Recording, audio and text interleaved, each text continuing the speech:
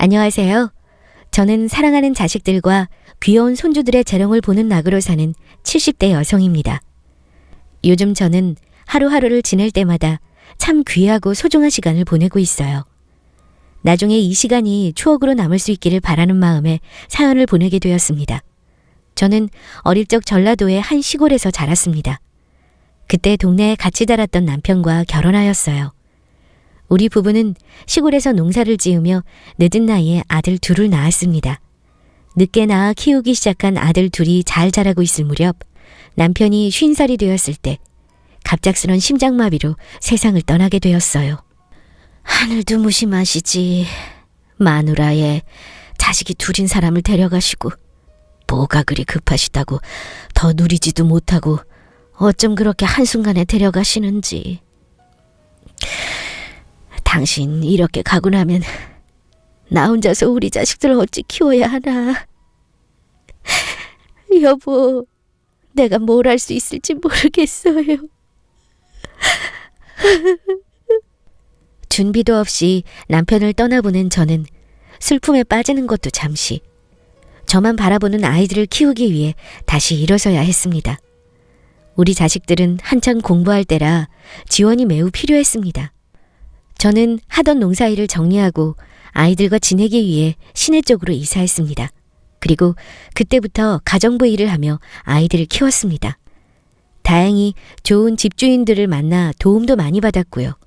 그러던 중 어느 날 큰아들과 작은아들이 저를 속상하게 했습니다. 그게 무슨 소리야? 너희들이 왜 대학을 안 가? 우리 형편 다 아는데 우리가 어떻게 대학에 가? 대신 빨리 취직해서 돈 버는 게 낫지. 그게 엄마 도와드리는 거고. 공부하기도 바쁜 것들이 별걸 다 신경 쓴다. 너희가 왜 그런 걱정을 해? 엄마가 있는데. 엄마 너희 좋은 대학 보내고 원하는 직장에 취직하도록 뒷바라지 다 할 수 있어. 그러니까 쓸데없는 소리 하지 말고 너희는 공부에만 신경 써. 엄마 마음은 알겠지만 대학 가면 등록금은 어떻게 할 건데. 솔직히 지금 엄마 월급으로 턱없이 부족하지 않아? 우리가 빨리 돈을 보태는 게 엄마 도와드리는 거고 또 우리 집도 더 여유로워지지 않겠어? 너희 엄마 죽는 꼴 볼래? 네 아버지 그렇게 가고 나 혼자서 너희 이만큼 키웠어. 엄마가 무슨 수를 써서라도 너희 대학 보낼 수 있으니까 두 번 다시 대학 안 간다는 소리 마라. 없는 살림일수록 사람이 더 배우고 성장해야 좋은 대접 받고 일할 수 있는 거야. 그만큼 돈도 많이 벌 수 있고. 저의 사정을 너무나 잘 아는 자식들이라 생각해준답시고 저런 소리를 할 때면 정말 제 억장이 다 무너졌습니다. 없는 살림이라도 자식에게 좋은 것만 해주고 싶은 것이 부모 마음이잖아요. 안 그래도 아비 없이 큰 자식들이라 늘 미안함 투성이었기에 제 몸이 부서져라 일하는 한이 있더라도 최선을 다해 키우고 싶었습니다. 자식들에게 공부에만 전념하라고 단단히 못 박아두자 아이들은 열심히 공부하여 좋은 대학에 붙었습니다. 그럴 때마다 감사하게도 주인댁 부부께서 많이 헤아려 주셨어요. 아줌마, 이번에 둘째 서울 쪽 대학에 붙었다면서요? 어쩜 자식들이 하나같이 공부를 잘해요. 먼저 떠난 남편 복은 없어도 자식 복은 있네요. 아이들도 다들 착하고 반듯하게 자랐어요. 네, 부족한 엄마인데 고맙게도 그렇게 자라줬네요. 등록금은 준비됐어요? 아니요. 주변에서 빌려봐야죠. 뭐하러 주변에 아쉬운 소리 해요. 이럴 줄 알고 내가 준비했으니까 우선 이걸로 급한 불부터 꺼요. 아이고 사모님, 우리 첫째 등록금도 많이 도와주셨고 그것도 아직 다 못 드렸을 텐데 제가 이걸 또 어떻게 받아요? 괜찮으니까 받아요. 내가 뭐 이 돈 없으면 당장 죽는 것도 아니고 혼자 자식들 키우면서 지내는 거 내내 마음이 좋지 않았는데 자식들이 잘 자란 게 기특해서 주는 거예요. 급하게 갚지 않아도 되고 여유될 때 천천히 줘요. 그리고 그동안 아줌마가 본인 집처럼 생각하고 일해준 거 항상 고맙게 생각했어요. 그런 마음 갖고 일하는 사람이 어디 있겠어요? 내 마음이니까 부담 갖지 말아요. 주인 부부의 도움으로 아이들 대학 뒷바라지를 무리 없이 할 수 있게 되었습니다. 저는 감사한 마음에 더욱 열심히 일했고요. 우리 아이들은 대학을 무사히 졸업하고 남들이 부러워하는 회사에 취직도 했습니다. 아들들과 함께 돈을 버니 집안 살림은 나날이 여유로워졌습니다. 어느 날은 첫째 아들이 저를 붙잡고 말했어요. 엄마, 이제 우리도 다 컸고 돈도 잘 벌고 있으니까 가정부 그만두고 집에서 쉬는 게 어때? 나이도 있잖아. 나 아직 쓸모있고 팔팔한데 집에서 쉬면 뭐해? 조금이라도 더 벌어서 살림에 보태면 좋지. 그래도 우리가 예전처럼 어려운 것도 아니고 이제 엄마도 말년에 편히 쉬면서 지내는 게 좋잖아. 계속 우리 뒷바라지하느라 제대로 쉬지도 못했는데 엄마 건강도 걱정이고. 나 아직 멀쩡해. 어디 고장난 것도 없고. 앞으로 5년은 더 거뜬할걸? 아이 참, 고집 좀 그만 부리고 이제는 제발 엄마를 생각해. 우리도 이제 엄마한테 효도 좀 하자. 효도는 충분히 하고 있잖아, 이 녀석들아. 아비 없이 자라서 늘 부족한 부모였는데 이렇게 좋은 대학에 좋은 회사까지 들어가고 거기다 착하고 건강하게 자라준 게 어디야? 엄마한테는 그게 최고 효도야. 앞으로는 좋은 여자 만나서 장가도 가고 행복하게 사는 모습 보여줘. 엄마는 너희들이 잘 지내면 그걸로 됐어. 우리 착한 아이들은 계속 일하는 저를 말리며 제발 집에서 쉬라고 이야기했습니다. 하지만 저는 조금이라도 자식들에게 도움이 되고 싶은 마음에 쉬지 않았어요. 그렇게 아이들과 계속 실랑이하며 몇 년을 더 일했습니다. 그 사이에 우리 아들 둘은 좋아하는 여자를 만나 결혼하였고요. 자식들을 다 장가 보내니 이제 일을 그만두고 집에서 쉬게 되었습니다. 부모로서 제 역할은 다 했으니까요. 마지막 출근할 때 주인댁 사모님에게 빚진 돈을 다 돌려드릴 수 있었습니다. 그동안 신세 많이 졌습니다. 정말 감사해요. 너무 늦게 돌려드려서 죄송하고요. 아줌마랑 마지막이라니 너무 슬프네. 그래도 한편으로는 축하할 일이지. 자식들이 다 잘되고 이제 편히 지낼 수 있잖아요. 이제는 자식들 말고 자신을 위해서 살아요. 항상 건강하고요. 일을 그만두고 나서 저는 집에서 편히 쉬기도 하고 종종 아들 집에 놀러가 집안일을 도와주기도 했습니다. 손주들이랑 놀아주는 재미에 즐거워하기도 하였고요. 하루는 평소처럼 아들 집 청소를 도와주고 있는데 확실히 나이가 들어서 그런지 조금만 움직여도 숨이 차는 게 느껴졌습니다. 숨도 시원하게 쉬어지질 않았고요. 나도 이제는 나이가 들긴 들었구나 실감하던 차였어요. 그런 저를 보던 큰 며느리가 말했습니다. 어머니, 숨쉬기 힘드세요? 저번부터 계속 숨차하시네. 그러니까 청소는 제가 한데도 왜 자꾸 이러세요. 마음 불편하게. 제가 하면 되니까 어머니는 앉아서 편히 쉬세요. 아니다. 나 괜찮아. 나이 들어서 그래. 원래 늙으면 이러잖냐. 그런데 지금 보니까 어머님 목이 원래 그랬나요? 응? 내 목이 왜? 아니, 목이 볼록하게 좀 부은 것 같아서요. 원래 이랬던 건 아닌 것 같은데. 나이 들어서 그렇지 뭐. 괜찮아. 저는 큰며느리의 말을 그냥 웃으며 가볍게 넘겼습니다. 그런데 숨이 차는 것이 점점 더 심해지는 것 같아서 체력 좀 키워보려고 걷기 운동을 시작하였습니다. 그런 저의 모습에 아들은 갑자기 왜 운동하냐며 물었고 저는 나이 들어서 그런지 몸이 예전 같지 않다며 체력을 키우려고 운동을 시작했다고 말했죠. 옆에서 그 말을 듣고 있던 며느리가 아들에게 이야기했습니다. 여보, 요즘 어머님 조금만 움직이셔도 막 숨차시고 그래. 그리고 보니까 말이야, 어머님 목이 원래 저렇게 부으셨었나? 당신이 봐도 좀 이상하지 않아? 그 말을 들은 아들은 저의 목을 유심히 살펴보더니 심각한 목소리로 말했습니다. 정말 엄마 목 아래쪽이 왜 부은 것 같지? 붓기는 뭘 부었다고 그래. 그냥 나이 들어서 살 처진 거지. 아니야, 그냥 나이 들어서 그런 게 아니고 뭔가 볼록하니 부은 것 같아. 혹시 모르니까 엄마 나랑 병원 한번 가보자. 아이고 유별도 참 아픈 거 아니라니까. 내가 내 몸을 모를까. 그냥 늙어서 그런 거 가지고. 아무렇지도 않은 제 태도에도 불구하고 며느리와 아들은 아무래도 걱정된다며 계속 병원에 가자고 저를 보챘습니다. 결국 어쩔 수 없이 아들을 따라 병원에 가서 검진하게 되었죠. 그런데 의사가 저의 목을 살펴보더니 엑스레이와 초음파 검사를 해보자고 하는 겁니다.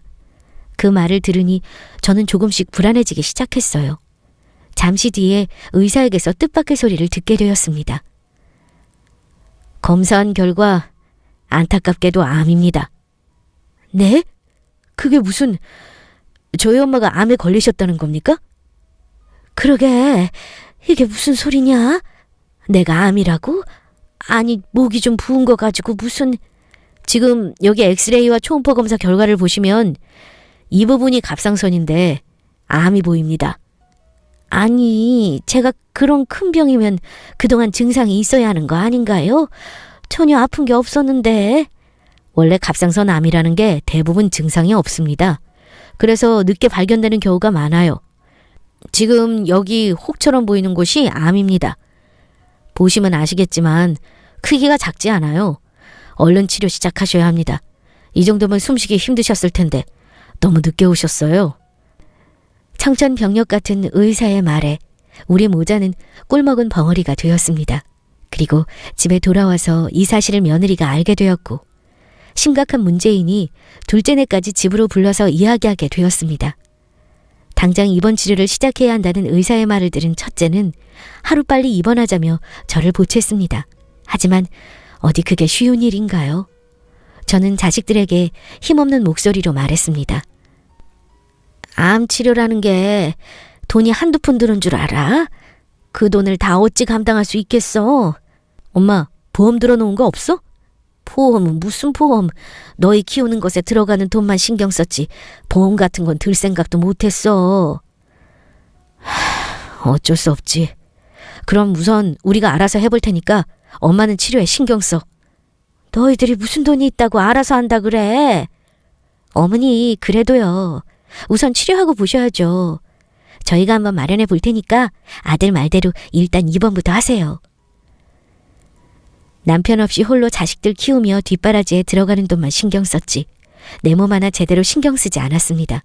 그저 우리 자식들 잘 키우고 싶은 마음에 보험비로 들어가는 돈 아까워하며 그 돈 모두 자식들을 위해 사용했습니다. 나중에 제가 암이라는 무서운 병에 걸릴 거라고 전혀 생각하지 못했죠. 이럴 줄 알았으면 자식들에게 부담되지 않게 암보험 하나 들어놓을 것을.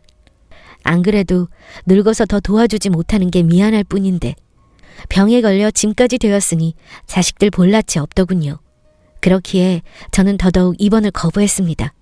어차피 늙었으니 그냥 살다가 아프면 죽어야겠다고 생각했어요. 하지만 자식들은 그런 저를 포기하지 않으려 했습니다. 억지로 저를 끌고 병원으로 데리고 갔죠. 아이고 나 노래도 입원하기 싫다는데 정말 왜 이러니? 제발 고집 좀 그만 부려. 엄마가 무슨 애야? 아프면 병원에 입원하는 게 맞지. 돈 걱정하지 말고 우선 입원부터 하라니까. 엄마 자식들 치료비 못 보탤 만큼 형편 어렵지 않다고. 어렵지 않기는. 결혼하고 집 살 때 대출 받았잖아. 그거 다 갚지도 못했을 텐데 무슨 돈이 있다는 거야. 하루빨리 빚부터 갚아야지. 거기다 아이까지 있는데 돈 들어갈 곳이 좀 많겠어. 그건 우리가 알아서 해. 부부가 같이 벌어서 생활하는데 뭐가 문제야. 우리 돈 금방 모을 수 있어. 빚도 많이 갚았다고. 그러니까 제발 엄마 몸부터 생각하자. 응? 그래도 이거 사. 치료비가 얼마나 많이 들어갈지 내가 뻔히 아는데 어떻게 내 자식들한테 부담을 주니? 엄마는 못해. 그러니까 얼른 집으로 돌아가자. 아, 엄마 제발 좀. 엄마 병원에 입원 한번 못 시키고 그냥 아파서 돌아가시면 우리는 엄마한테 아무것도 못 해보고 그냥 그렇게 가게 만든 우리는 생각 안 해? 나중에 후회하기 싫어서 그래. 아파서 고생만 하시다 가버리면 우리 가슴에 큰 못이 박힌다고. 아들의 말을 들은 저는 더 이상 고집 피울 수 없었습니다. 어쩔 수 없이 아들을 따라 병원으로 들어갔어요. 늙어서 아이들에게 부담 주는 것이 끔찍하게 싫지만 어쩌겠습니까? 내 새끼 가슴에 아픈 못이 박힌다는데 평생 부모 가슴에 못 박는 일 없이 착하게 커준 우리 아들들에게 엄마로서 가슴 아픈 못질을 못하겠더군요. 결국 저는 입원하게 되었습니다. 그리고 치료를 시작했죠. 나이가 있어서 수술보다는 항암 치료를 했습니다. 그러나 암의 크기가 제법 컸던 탓인지 치료 기간이 점점 길어지더군요. 의사는 아무리 항암 치료를 잘해도 길어야 1년밖에 살지 못한다 했습니다. 그래도 희망의 끈을 놓지 않는 자식들은 계속해서 제 입원비와 치료비를 모두 책임졌습니다. 전 그래서 늘 마음이 편치 않았어요. 하루는 누워있다 잠에서 깼는데 아들과 며느리가 대화를 나누고 있길래 계속 자는 척을 했습니다. 여보, 우리 언제까지 일해야 해? 어머니 병원비 둘째 서방님네랑 계속 부담하고 있잖아. 우리 계속 마이너스인 거 알지? 이러다가 나중에 우리 아이들 학원이나 제대로 보낼 수 있을지 모르겠어. 내가 당신한테는 참 미안하다. 나도 힘든데 시어머니 챙긴다고 고생하는 당신은 얼마나 지치겠어. 내가 다 미안해. 그래도 조금만 더 고생하자. 의사 말이 이젠 어렵다고 하잖아. 당신 못 들었어? 길어야 1년이라잖아. 앞으로 몇 달을 더 사실지 모르는데. 지금 당장 발등에 불 떨어졌다고. 이번 달은 또 어디서 돈을 메꾸냔 말이야 도대체. 내가 대출이라도 더 받아볼게. 당신 저번에도 대출 받았잖아. 자꾸 빚만 져서 어떡해. 그래도 다른 방법이 없잖아. 괜찮다고 걱정하지 말라며 저를 다독이던 우리 자식들은 뒤에서 제 병원비를 보태느라 많이 허덕이고 있었습니다. 사실 어느 정도는 예상하고 있었습니다. 병원비가 한두 푼도 아니고 벌써 몇 달 동안 병원 신세를 지고 있으니 자식들이 점점 힘에 부쳐 힘겹게 버티고 있다는 것을 새삼 느끼게 되었습니다.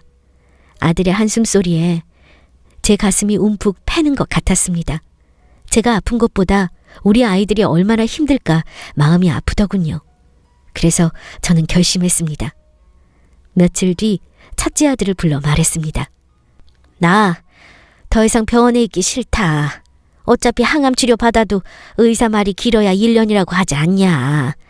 얼마 남지 않은 내 삶을 병원에 박혀서 죽고 싶지 않아. 그러니까 나 시골로 좀 보내줘. 갑자기 왜 그래? 뭔 또 시골 타령이야. 늙어서 힘도 없는 사람이 시골 가서 뭐 하려고. 시골이 얼마나 좋은데. 엄마는 요즘 들어 자꾸 시골이 그리워. 젊을 때 남편이랑 살고 너희들 낳았던 시골 말이야. 거기 근처에 작은 집 하나 얻어주렴. 내 고향에서 지난날 남편과 보냈던 추억 생각하며 마음 편하게 있다가 서방 곁으로 가고 싶어. 그러다 무슨 일이라도 생기면 어쩌려고 그래? 그래도 병원에 있어야 무슨 이상 있을 때 의사가 봐줄 수 있지. 그런다고 뭐가 달라지겠니? 어차피 얼마 못 살다 죽을 텐데. 그럴 바에는 그냥 내 고향에서 잠시 지내다 가련다. 엄마 소원이야. 엄마 인생의 마지막 순간을 적막한 병원에서 보내게 하지 말아줘. 맑은 공기 마시면서 지난날 곱씹으며 추억하다가 행복하게 정리하고 갈 수 있게 해주면 안 되겠니? 이렇게 부탁할게. 제 이야기를 들은 아들은 소리 없이 고개를 떨구었습니다. 그렇게 제 간절한 이야기를 들은 첫째 아들은 둘째 내외와 상의하였고 엄마의 마지막 순간은 평온하게 보낼 수 있도록 해주자는 결론이 나왔습니다. 그 뒤로 저는 병원 생활을 정리하고 고향으로 올 수 있었어요. 그리고 자식들이 얻어준 곳에서 생활하게 되었습니다. 자식들은 직장 때문에 제 곁에 있어주지 못했고 자주 연락하거나 가끔 집에 찾아와 저를 챙겼습니다. 그러다 어느덧 설 명절이 다가왔습니다. 첫째 아들과 둘째 아들은 저를 보러 시골에 내려왔습니다. 보고 싶었던 손주들도 보고 참 좋았죠. 오랜만에 함께 둘러앉아 식사를 하는데 7살짜리 큰 손주가 제게 할 말이 있는지 물끄러미 쳐다보더군요. 왜? 이 할미에게 뭐 할 말이 있니? 할머니는 언제 돌아가세요? 뭐? 생각지 못한 손주의 물음에 저는 당황했습니다. 모두 저와 같이 놀라서 굳어있는데 손주는 계속해서 그 뒷이야기를 했어요.